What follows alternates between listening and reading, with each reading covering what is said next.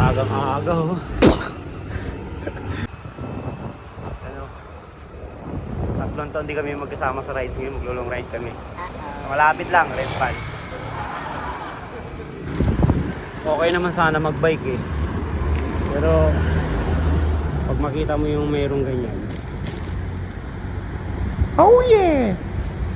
Diba? Sabi ko okay. Yan o, kita nyo na o. Santa Rosa.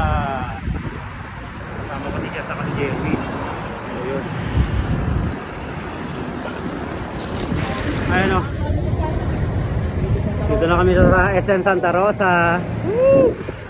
Ay, ikot-ikot lang kami o. Yun o. Pinubudol nila ako, wala pa akong tulog. Yun na nga. Ito na yun. Ito lang yun boy. Ganito lang kalamig. So ayun na nga.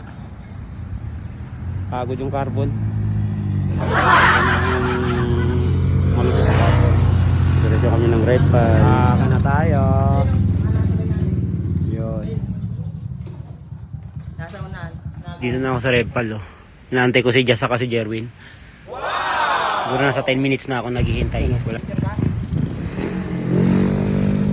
Pero ako dito na ako kapag. Hi. Dito na kami. Red Pan daw oh. Nakain kami ng partner ko. Sarap ng saging. Ayan oh. Ito yung senyorita kong tawagin. Sobrang sarap. Tagal namin din nagkasama dito.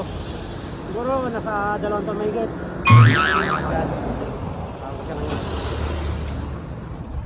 Ito na.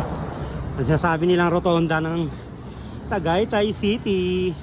Wow! Galing kami ng Repal. Ikot lang kami. Ayan na oh.